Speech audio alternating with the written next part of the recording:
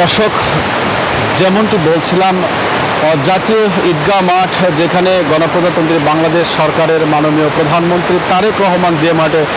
পবিত্র ঈদুল আজহার নামাজ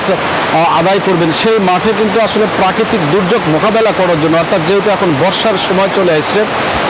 এই বর্ষার পানিকে উপেক্ষা করেও যেন এই দেশের সর্ববৃহৎ জাতীয় ঈদগাহ মাঠে যে জামাত অনুষ্ঠিত হবে, সেইখানে বৃষ্টির কারণে যেন নামাজের কোনো বিঘ্ন না ঘটে, বিঘ্ন না হয়, সেই জন্যই কিন্তু এই সুন্দর ব্যবস্থা করা হয়েছে। দর্শক, আপনাদের আমরা যদি দেখানোর চেষ্টা করি, এই বৃষ্টি যে পড়ছে, অর্থাৎ এই বৃষ্টি কিন্তু ঢালু হয়ে কিন্তু একদম বাড়ির মতো করে পানি পড়ছেন, এবং সেগুলো নিষ্কাশনের জন্য সুন্দর ড্রেনের ব্যবস্থা করা হয়েছে, যেগুলো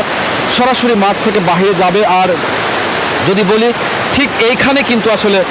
যে জায়গায় আমি দাঁড়িয়ে আছি, এখানে কিন্তু আসলে বৃষ্টি এখনও জমে নাই, বা এক ফোঁটা বৃষ্টিও কিন্তু এখানে পড়ে নাই, যার কারণে কিন্তু নামাজের কোনো বিঘ্ন হবে না বলে সবাই এবং প্রশাসনিক কর্মকর্তা এবং যারা মাঠ পরিদর্শন করেছেন, যারা দায়িত্ব রয়েছেন, তারা কিন্তু এমনটা জানিয়েছেন। ঠিক আমরাও কিন্তু সরেজমিনে এটা পর্যবেক্ষণ করে দেখলাম, এই খারাপ আবহাওয়া বা প্রতিকূল পরিবেশ ও প্রতিকূল আবহাওয়াতেও কিন্তু এইখানে মুষলধারে বৃষ্টি হচ্ছে এই মুহূর্তে। তারপরেও কিন্তু এই মাঠে এখনও ঠিক যেইখানে সেজদা দিয়ে নামাজ আদায় করবেন মুসল্লিগণ, সেখানে কিন্তু বৃষ্টির পানি জমে নাই, বা এক ফোঁটা বৃষ্টি উপর থেকে পড়ে নাই। নিরাপত্তা বেষ্টনীতে ঢাকিয়ে দেওয়া হয়েছে ঢাকার জাতীয় কেন্দ্রীয় ঈদগাহ মাঠ, যেখানে জামাতে আদায় করবেন দেশের সর্বোচ্চ ভিআইপি পার্সন, গণপ্রজাতন্ত্রী বাংলাদেশ সরকারের মাননীয় প্রধানমন্ত্রী, রাষ্ট্রপতি, বিভিন্ন দপ্তরের মন্ত্রী, প্রতিমন্ত্রী, সংসদ সদস্যগণ এবং দেশের সর্বোচ্চ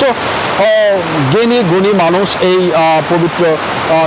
ঈদুল আজহা উপলক্ষে এই মাঠে আসবেন। এবং রিক্সাওয়ালা থেকে শুরু করে দিন মজুর থেকে শুরু করে এবং রাষ্ট্রের সর্বনিম্ন থেকে সর্বোচ্চ শ্রেণীর মানুষ কিন্তু এই ঈদগাহ মাঠে জামাতের সঙ্গে নামাজ আদায় করবেন।